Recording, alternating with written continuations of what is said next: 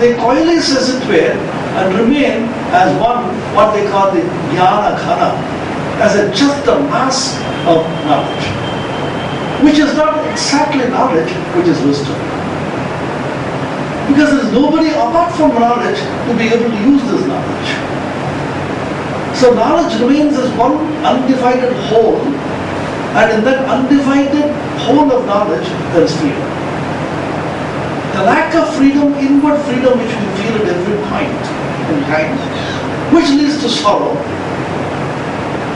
is because I divide myself as the knower, the I, and look at the other as the known, and the knowledge which binds these two is constantly being chased.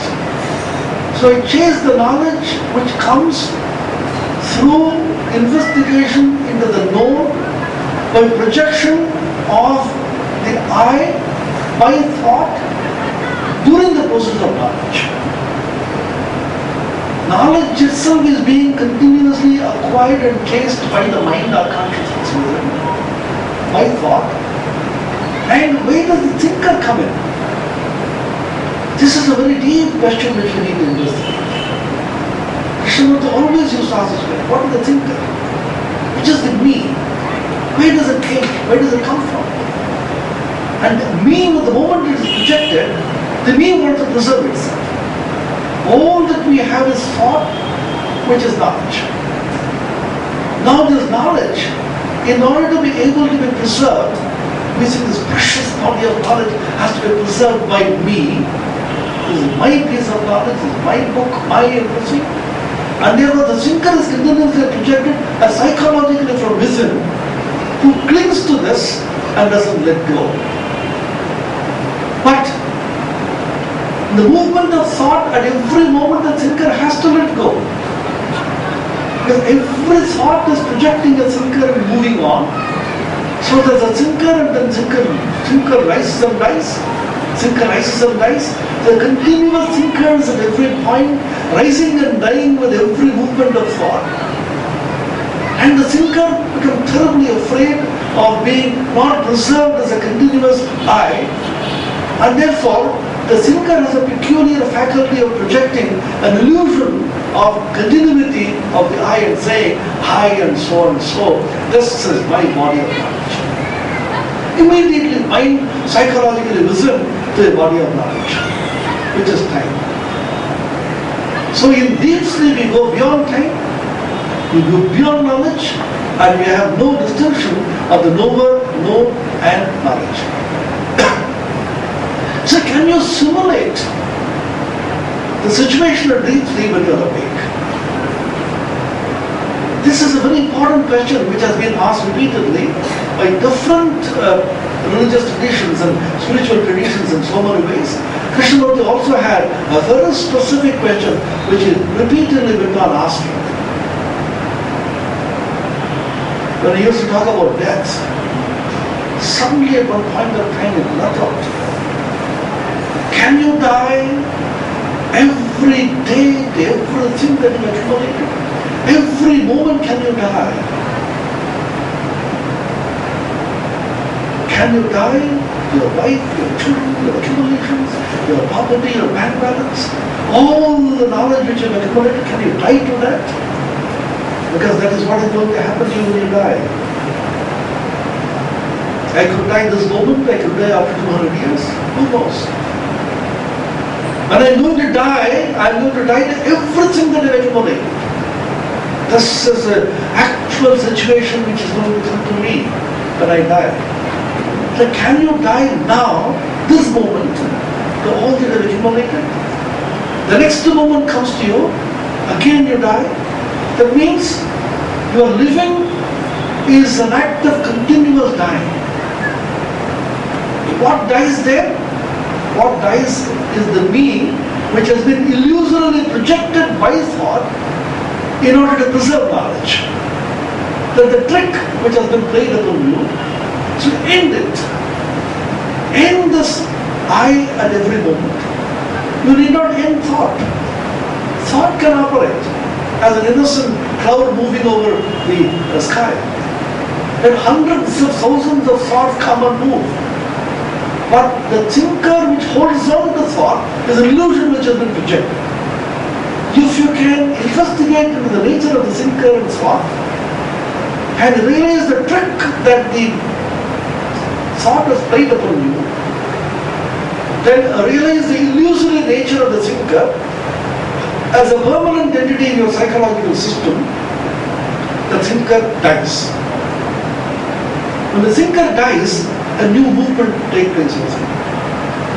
That means all that the thinker is holding on, accumulating, holding is dying. So you are psychologically facing the deaths of the thinker, the deaths of I, along with all the accumulation with the I is made. So at every moment of your life, you are living a moment of continuous, ceaseless dying. So can you die, Krishnamurti said, every moment, everything that you accumulate, can you do it? You have to, because that is what's going to happen to you when you die. You'll die tomorrow, you'll die 10 years hence, you'll die 20 years hence. By a natural decay of the apparatus and the mechanism, you will die. But what about psychological clinging? Why is death so painful, so fearful? Death is a natural ending of the apparatus. A person is intensely suffering of cancer, so many diseases. Oh doctor, I can't bear this anymore. Please, I want to die peacefully. But there's something within which says, no, I'm terribly afraid. Why? We are not afraid of death. We are not, because you can't be afraid of something which is unknown. The unknown is something which is not known to you. How can be because there's no data about it. You can't be afraid of something about which you have no data, you know nothing. So what you are afraid of is the fear of losing the known and not fear of the unknown.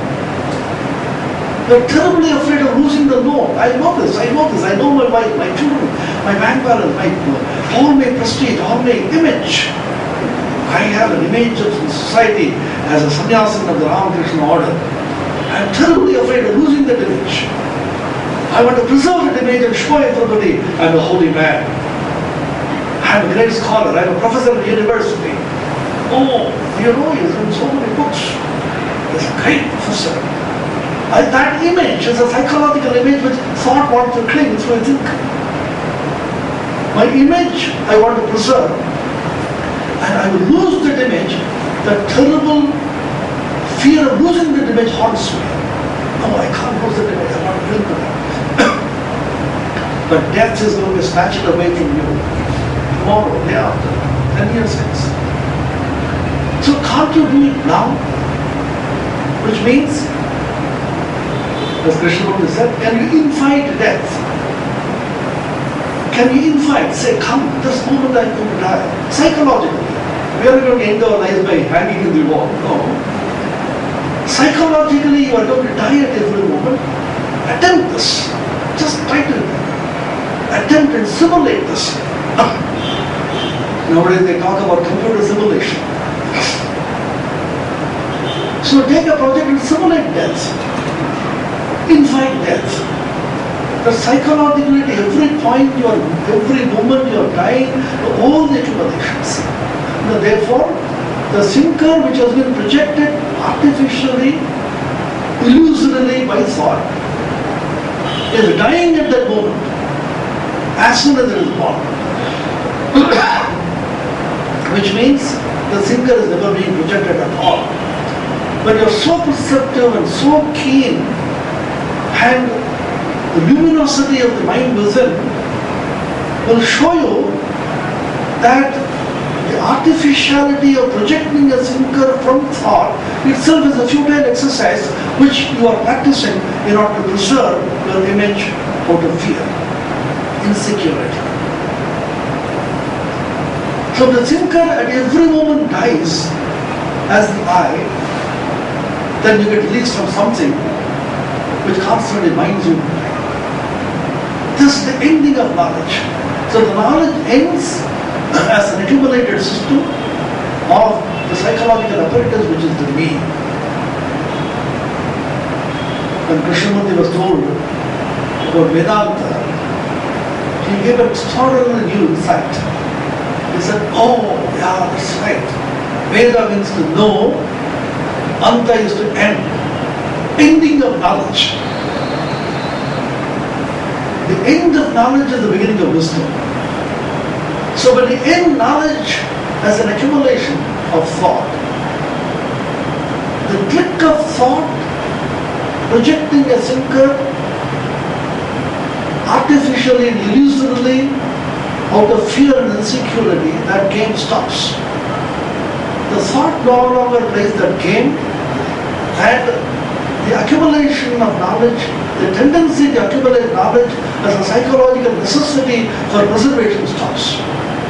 When you get to the end of it, Vedanta, then you are catapulted into a situation in a psychological ambience or a world in which there is wisdom. Krishnamurti used to call it intelligence, as contrasted with the intellect. He said then you have the awakening of intelligence. The awakening of intelligence, in which he used to say, is a complete attention. Complete attention is a process of sadhana, process of inquiry and investigation, in which you don't investigate through analysis. Analysis is once again by the mind, by the intellect. You have pros and cons, this or that, to be or not to be, and then you have an analytical understanding of the whole thing, which kills the whole investigation. So Krishnamurti used to say, analysis is paralysis. Don't analyze, but be attentive. What does complete attention mean? Are you completely aware of the whole process by which the thought is doing all this trick? How does that come about? When there is complete attention, there is action, according to Krishnamurti. When you see a poisonous, deadly snake there, you don't say, oh, this is a snake. If you go near it, it's going to bite me. Should I run away? What should I do? By the time the snake will come and bite you. When you look at it with complete attention, there is immediate total action which is not based on idea. It is not based on thought. So he is asking, is there an action which is not based on ideation? A non-ideational action. Because ideational action is a fragmented action. Krishnamurti's very favorite phrase. Ideational action is a fragmented action. Because fragmented action is based on fragmented thinking. Fragmented thinking is fragmented knowledge, which is the knower, the known and knowledge. In which the whole body of knowledge, rather than being a homogeneous, undivided, unfragmented whole, is simply split up into these three. When there is a total action, unfragmented action, there can't be thought intervening and making impelling to act, but just the very perception with complete attention makes you act. So he says, perception itself is action when you have complete attention. How does that come about? That comes about when you're seriously concerned about your own life, which we are not. Sometimes so much of passion and poignancy, Krishnamurti said, sir, don't look at me, sir, look at yourselves. This is your life. What are you going to do with this life? Get up in the morning, go to the office, go through the same rigmarole of existence, day after day, year after year, 40 years, 50 years. Come back and say, I want to do this, I want to do that, I want to have so much of knowledge. Going through the same set of sorrow. Can you end all this? Are you deeply concerned about it? This is your life, this precious human life which has been given to you. Are you deeply concerned about it?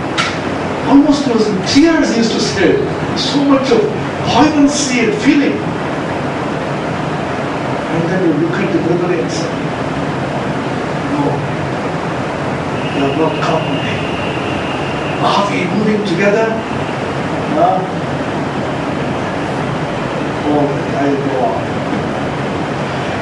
walk with him, he wanted to give you kind of insight by walking with him,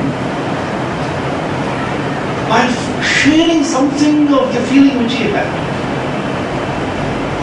By moving with him in which you are deeply concerned about yourself. I often used to say, feel, are we deeply concerned about our own sorrow as much as Krishnamurti is concerned about our sorrow? He said, it is not the problem of the speaker. The speaker has gone through the whole process and attained freedom. It is no problem. So how a person who has attained the freedom is deeply concerned about people who are not attained can be felt only by people who have attained the freedom. This kind of relationship between people in bondage and people who have attained the freedom is possible only through what we call compassion and love. There is a tremendous feeling of compassion and love, by which the teacher who has attained freedom wants to take you by the hand and push you to a realm of freedom. And we, weak human beings, afraid of clinging to a little personality, little accumulations, little sorrows and joys. Oh, I am cozy and snug in my psychological strictures, sir, please don't disturb me. But I come every year and then say, oh, I went to Krishnamurti. Ah, excellent. Don't do that, he used to say. You'll come and listen to me. Year after year, day after day, let us discuss death, let us discuss fear, let us discuss psychological living. Go back and live the same old stupid lives. This is what we are doing. Year after year we are doing this. Come on, come on. Feel this. No? Let me go on. I used to say, feel, if you can just look at him and the way he is approaching the whole thing, how much of compassion and love a teacher in freedom feels for a person. People like us who are always in bondage. Swami Vivekananda once told his disciples, if I can only free you by a touch or by a wish. How much of sorrow a teacher who is in freedom and he is floating in the atmosphere of freedom will feel when he sees people who are completely bound and feeling happy in bondage. To be bound is not a mistake, but to feel happy in bondage and feel that we are in freedom is the greatest sorrow. So his purpose was to awaken you to an awareness in which you feel that something needs to be done, something needs to be done urgently and now. There is just not very much time. Vedanta talks about this kind of feeling by giving a very telling example. Somebody's hair caught fire and was rushing to water to put out that fire. At that time somebody says, I have a beautiful piece of mango. I have very fine rasgulla. Will you take it? My hair is on fire. You just don't have the time for anything else. In exactly the same way, when your whole psychological structure is on fire, we are being fried and barbecued in sorrow and tension and stress, panic-stricken, strife-torn, and full of sorrow. How is it that we are able to smile and be happy? Sir, look at yourself, sir. This is the kind of stupid life we are leading. It is possible to end this. So when you listen to such people, the possibility of ending this comes so palpably and tangibly to you that you feel, oh, there's a great hope that you can do it now. But he wants to catch you and throw you into that realm, but we can't take it. We want to move slowly, but there is no time. Either you end it or you don't. The problem is, there is no slow movement in psychological or spiritual life. Either you attain it or you don't. So Krishnamurti used to say, the first step is the last step. You don't say, I'll go step by step by step. When you take a step, you end it. How do you end it? Through complete attention and a tremendous feeling that you ought to end this. So if you are psychologically come to a position in which we feel that we can't bear this psychological sorrow and this bondage anymore, I can't take this anymore, then that tremendous feeling of getting suffocated in bondage, lack of freedom, and being cornered and strangulated by knowledge in time, that uneasiness and discomfort is released. So Ramakrishna gives a very simple example. I will end with that. Pandit Shashadhar was a great scholar of his times who came to Ramakrishna. As you know, Ramakrishna was not a great scholar, he didn't read the books. Most of these great men never did. Unfortunately, we have been educated and we have swallowed the writings of so many, getting totally confused. And therefore, to be able to get out of this confusion itself will take the whole life. Two people came to a great musician and then, sir, we want to learn from you. He said, see, my fees are very high. Will you be able to pay so much? He said, please consider our case. I said, what is your background? Sir, I know something of music. For 3 years I studied with somebody else. I have some background of music. No. I'll charge you 2,000 rupees per month. Oh, sir, 2,000? What about you? Sir, I know absolutely nothing. I'll charge you 500 rupees. And this first man said, I know something that you charge me heavily. I am charging only 500 for teaching you. The 1,500 is erasing the impressions which you have already got. Unfortunately, you have been educated wrongly in music, and I have to undo the damage which has been already done to you.